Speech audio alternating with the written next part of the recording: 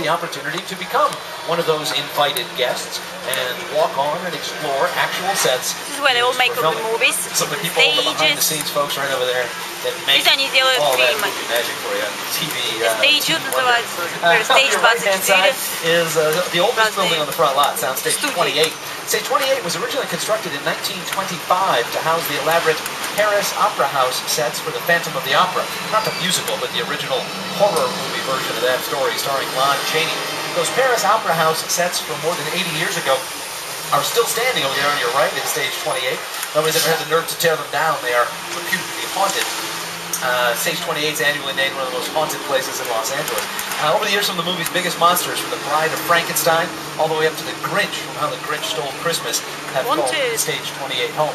On your left-hand side, stage 27, there's a big in-ground water tank in there that they used to test the mechanical shark before they started production on Steven Spielberg's classic film Jaws. A lot of activity over there today. They're in there right now working on a new Will Ferrell movie based on the old television series Land of the Lost. That film will be premiering next year. Definitely going to be good for some laughs there.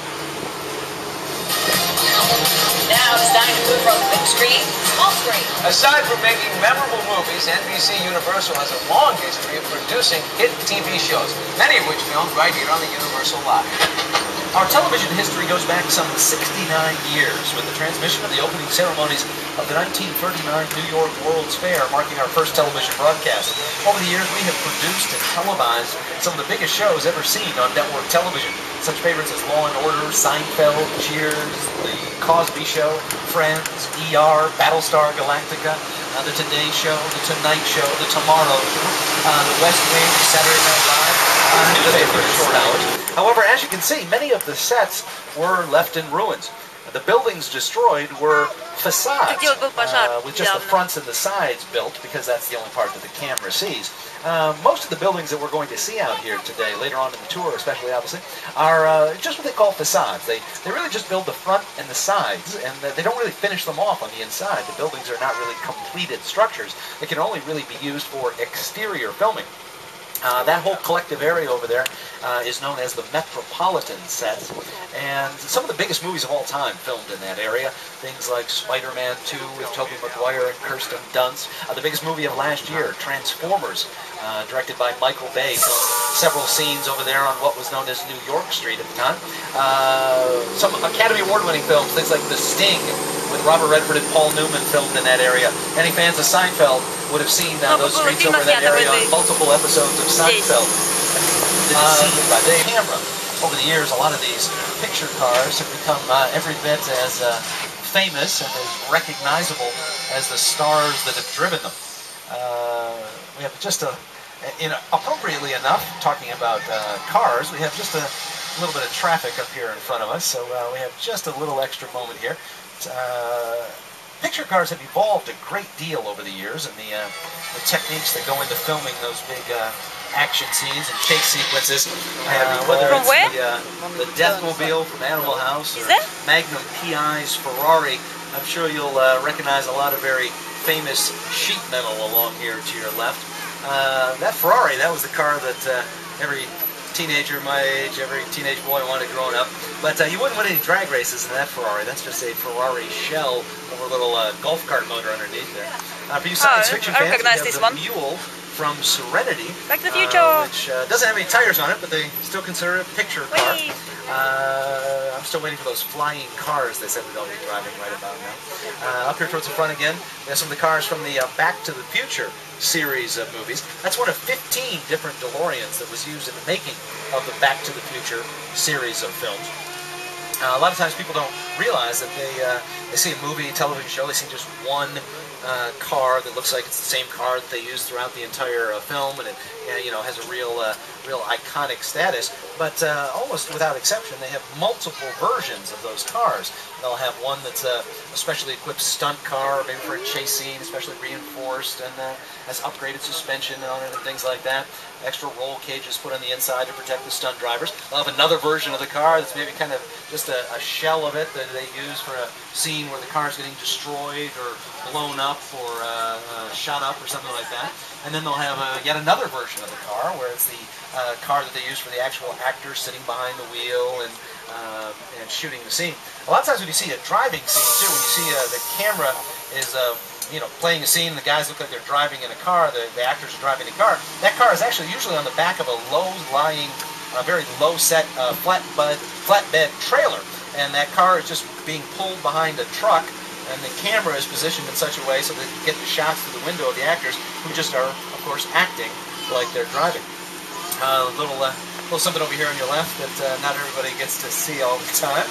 One of our trams. See, I told you, it's got AAA out here almost immediately. It's worth every penny. You know, just get on the phone. Those guys come right out and help you out. So one of our VIP trams there that is just having a little work done. It's like NASCAR sort of. They get the guys out here, they jack that thing up, change the tires.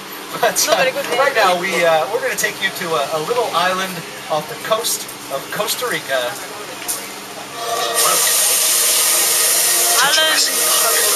Welcome to Jurassic Park.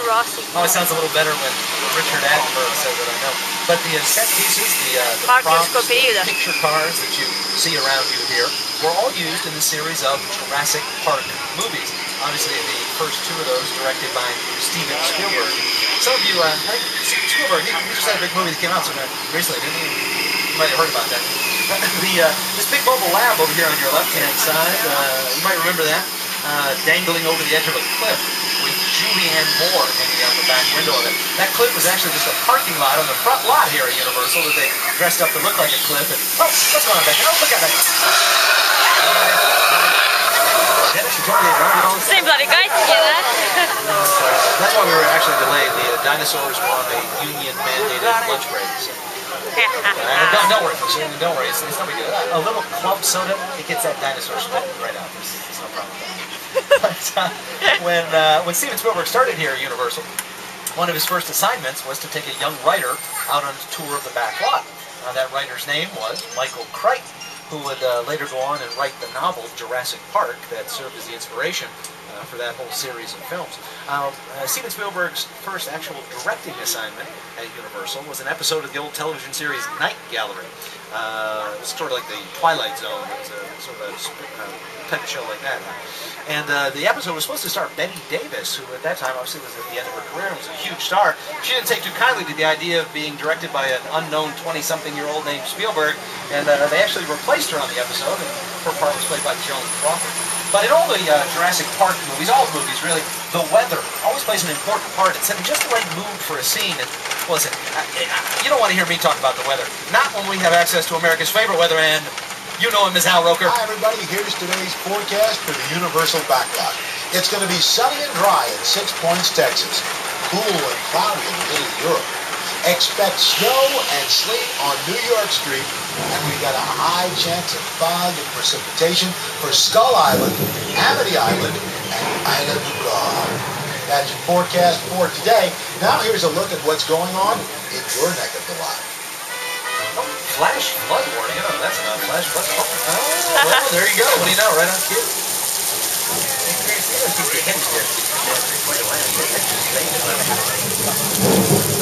Now, some of you with a sharp eye may notice the rain being produced by the overhead sprinkler system. Shoots the water up into the air, allows it to fall naturally back down to earth.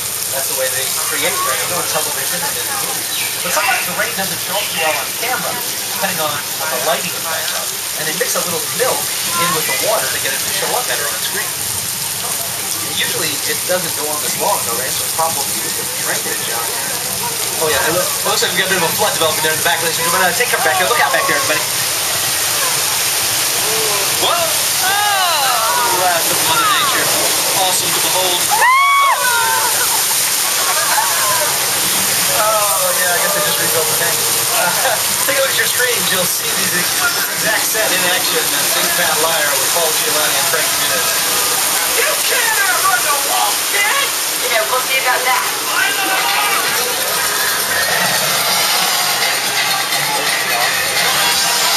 Oh, he wishes he was on the tram back there. Now, of course, all that water is recycled after it leaves here. They send it back up to the park. They used to make all the hot dogs with up in the park. Now, this area we're pulling through right here, this little town square, is on screen right now in Indiana Jones and the Kingdom of the Crystal Skull. Indiana If you've seen that movie, when they're in the Peruvian market, sort of outdoor market, was all filmed right back there in what is known as Old Mexico. Old Mexico has also been on television on things like Without a Trace and Heroes. But now we're going to cross the border, taking from Old Mexico out here to the Old West, the wild, wild West. Here to tell you a little more about these surrounding streets, that old cowboy whoopee. Did you know that more movies have been shot on these streets than any other spot in the world? Now, during the silent film era, they could shoot up to 6 movies at the same time, one on each one of these 6 streets. That's why it's called 6 Points, because each street had its own bank, its own sheriff's office, its own saloon, and its own hotel. Now, it turns out that this town ain't big enough for both of us. So get on back onto your tram stagecoach thingy and get the heck out of here. Go on, go on. Now, this is one of the very first areas developed when Universal started making motion pictures on this location almost 100 years ago. In the first year of operation out here, Universal made more than 100 silent film westerns here in 6 Points, Texas. People sometimes see that the streets are all blacktop, and they wonder how do they make westerns down here. Well, when they need to shoot a western era picture, they literally bring down truckloads of dirt, dump tons of dirt on those streets, spread it all out. And then, of course, when they wrap up production, somebody's got to come back and shovel all that dirt back onto the truck and cart it all away. They were down there in 6 Points, Texas not too long ago working on an Adam Sandler movie called Bedtime Stories with Adam Sandler, Guy Pearce, Kerry Russell, and Courtney Cox. That movie will be out next year. Now, over the years, just about every big screen cowboy you can think of has worked here at Universal, from Audie Murphy and Hoot Gibson all the way up to Jimmy Stewart, Gary Cooper, John Wayne, even Clint Eastwood made films here. All the legendary cowboys made movies over there in 6 Points, Texas. Now, some of you will recognize this, or you'll see this big building over on the left that says property on it. It houses our property collection. Now, a property, or prop for short, is basically anything that an actor touches or holds in their hand. It can be as big as a grand piano or as small as a paperclip. And we have the world's largest prop collection inside this building. More than 1 million separate pieces. It's like the world's greatest flea market when you're in there. The building is named after Edith Head, who was an eight-time Academy Award winner for costume design at Universal. Now, we're going to take you to an area that has some of the older buildings out here at Universal. It's known as the Square of Warriors. It was originally constructed in 1959 for the making of Stanley Kubrick's classic film Spartacus. If you saw Spartacus, you might remember Laurence Olivier standing at the top of those steps right over there, exhorting the Roman legions to go and do battle with Spartacus. This area was also seen more recently in The Scorpion King with Dwayne "The Rock" Johnson. Also appeared on television on the show Crossing Jordan. And it was used as the fictional country of Genovia in our driver Dennis's all-time personal favorite movie, The Princess Diaries 2, A Royal Engagement, starring Julie Andrews and Anne Hathaway. He's a tough guy, but he loves those Julie Andrews movies. There's nothing wrong with that. Don't be ashamed, Dennis. Nothing wrong with Julie Andrews. Now, in just a second, we're going to take you to an area that might look familiar to some people. We always usually have some European guests with us. This area is known as Little Europe. It was originally constructed in 1929 for the making of our first Academy Award-winning film for Best Picture. That was All Quiet on the Western Front, still a classic to this day. Over the years, this area has appeared as just about every major European location you can think of, and even some that you probably can't. Here to tell you how they make that happen, once again, Whoopi. Welcome to Little Europe. This place can be made to look almost like any country within just by changing the language on the Место называется Маленькая Европа. decoration.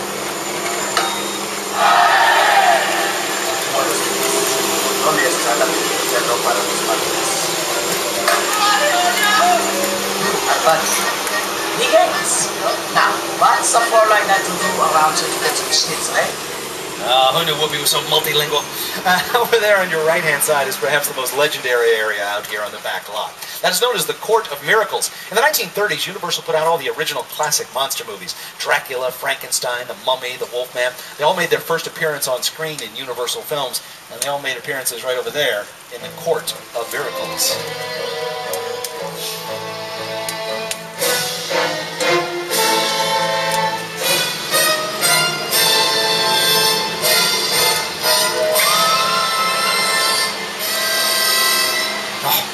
I don't know what's more terrifying, but the Court of Miracles has also been seen in things like Charlie's Angels Full Throttle, one of the Charlie's Angels movies that you see with Matt LeBlanc and Lucy Liu they shot over there.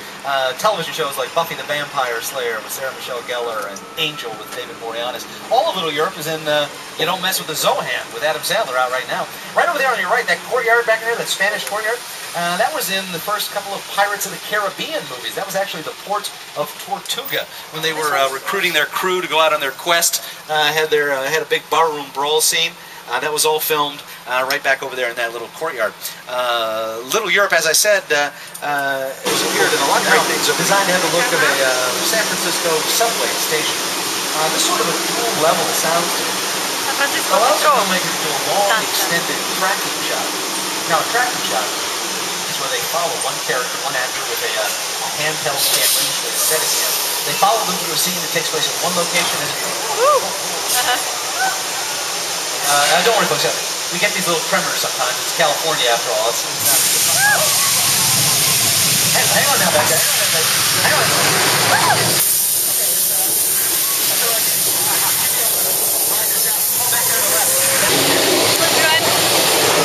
Oh, thank goodness that's not a real truck, but it is real fire. Look out back there.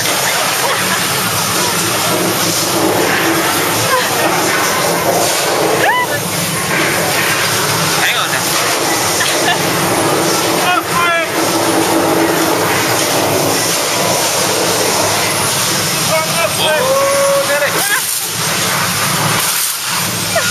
I knew I should have worn my sports bra today. Over on the left-hand side, I think the subway is still up on your left.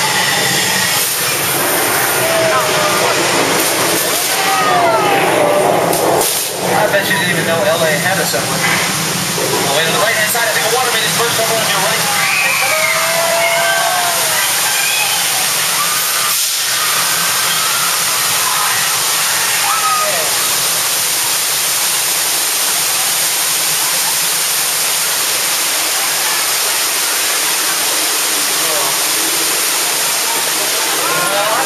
You, but I always say there's nothing quite as cool and refreshing on a hot day as a little natural disaster. Airport was nominated for an Academy Award for Best Picture in 1970.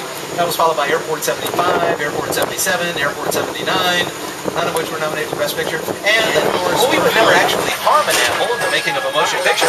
That's Bruce right over there enjoying his old age. You see him? And that's George. Hey, George. George is Bruce's handler. They worked together on all the Jaws movies. They're old friends. Looks like George is out there giving Bruce his afternoon snack. Oh wait, what's that? That's... Oh, I don't think that's... No, that's not... I'm sorry you had to see that, folks. Cover your children's eyes. They really shouldn't have to see that. We don't want to scar them emotionally. But we're okay as long as we stay up here on the pier. And don't worry about George. He's got workman's comp, so he should be okay. We'll be all right as long as we're... Oh, he's taking the pier back there. He's taking the pier. Hang on, everybody. Hang on. Okay. We're still hanging on by a thread. As long as nothing catches on fire, we should be just fine. Well, I maybe spoke too soon. Well, you know, the fire might actually be a good thing. I don't think sharks really like fire very much. So. Whoa! Oh, there it is.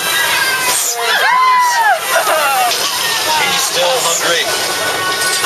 Somebody toss him a power bar or something. Goodness gracious.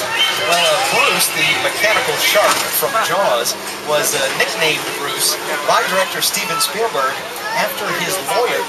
Steven Spielberg's lawyer at the time was also named Bruce. You can draw whatever connections you will from that. And he was working fine today, but that was definitely not always the case when Steven Spielberg was making Jaws. That's a much maligned shark. It didn't really work all the time. It didn't work hardly at all. Wherever you were on the island, you could hear the radio lines. They were always saying, "The shark is not working." Repeat, "The shark is not working." We just waited around.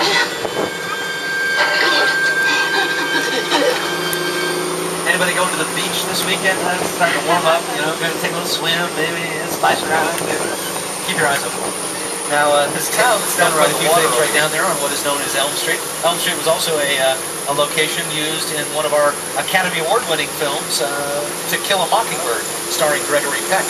But now we're going to take you down the heart of another very, very famous street. You're going to want to have your cameras ready. We're about to take you to the town of Fairview. Still not ringing any bells, but what about Wisteria Lane. That's right, home to some very desperate housewives. Let's take a little look around the neighborhood here, shall we? If you look over to your left, this mustard-colored house coming up on your left with the columns in front of it belongs to Gabrielle. Gabrielle, played by Eva Longoria Parker. Her husband, obviously, NBA star Tony Parker, was eliminated from the NBA playoffs by the Lakers, by the way. I'm sure we got a few Lakers fans back there. The gray house on your left is where the alternative lifestyle couple on Wisteria Lane lives. That used to be 1313 Mockingbird Lane. The yellow house on your left belongs to Susan. Susan, played by Terry Hatcher. That used to be the Hardy Boys house on the old TV show The Hardy Boys with Sean Cassidy. The green place on the left, the toys on the porch, of course, all those kids must belong to Lynette. That's her place. She lives there with her husband. Lynette, obviously played by Felicity Huffman. Now, as we come down here at the end of the cul-de-sac, there's going to be a pink house over on your right-hand side. That house is where Edie lived. Edie, played by Nicolette Sheridan. That has the distinction of being one of the few fully practical houses on the street. Most of these houses are kind of like some of the buildings that we saw earlier, like the 6 Point Steps. They're really not finished off buildings. They're really not complete structures. They're just kind of roughed in on the inside, and they can't be used for interior scenes. Most of the interior scenes are filmed on sound stages back on the front lot. The blue house on your left, Miss McCluskey, built after the tornado. The brown house on your left is where Catherine Mayfair lives, played by Dana Delaney. The brick house there on your left, that's Bree's house. Bree, played by the lovely and talented Marcia Cross. She lives there with her husband, Orson, played by Kyle MacLachlan. Now, this is known, obviously, to people the world over who watch Desperate Housewives as Wisteria Lane, but in reality, on the back lot, it is designated as Colonial Street.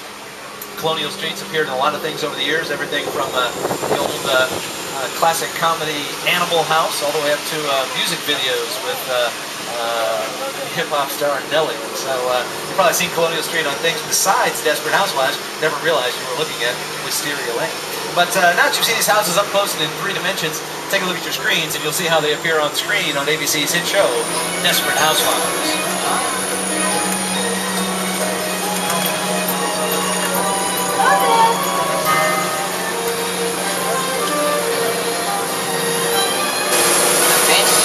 Dr. Seuss became a reality. Now, The Grinch is actually one of the physically largest productions ever shot at Universal. It occupied 10 sound stages on the front lot, really huge portions out here of the back lot. They used more than 2 million linear feet of styrofoam to construct all those elaborate Whoville sets, and enough artificial snow to cover more than 9 football fields. But those residents of Whoville, they had to deal with a lot more than just the Grinch. Because out here on the back lot, their next door neighbor was one of motion picture history's most infamous murderers, Norman Bates. On your right-hand side are 2 of the most famous sets still standing in Hollywood. The legendary Bates Motel and Mother's House from Alfred Hitchcock's unforgettable classic Psycho, starring Anthony Perkins and Janet Leigh. I know it's a little warm today. Anybody want to take a break, maybe grab a shower, maybe? No? Well, if you didn't see Psycho, you don't get that. But believe me, you go and watch Psycho, you won't want to take a shower for about a month after you see that movie. Now, right now, you're going to want to have your cameras handy because we're about to take you into the heart of one of the biggest sets ever constructed for a motion picture. A spectacular crash site, Steven Spielberg's War of the Worlds. We'll stop our tram after we get in here. You're free to stand up at that time if you need to get some better pictures. Have your cameras ready. We're going in. Война миров. Томом Крузом. Alright, as we come to a stop, you can stand up if you need to, get some better pictures.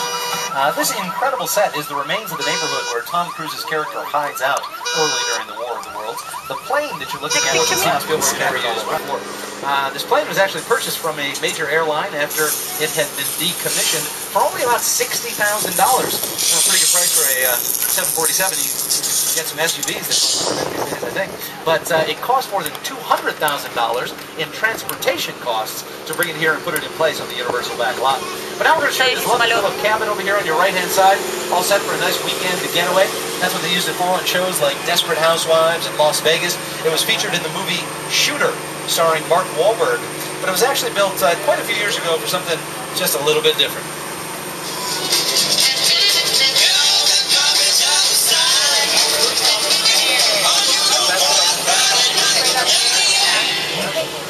Great Outdoors with the great Sean Candy. Now, further off to the right-hand side, you'll notice that body of water over there. That is known as Falls Lake.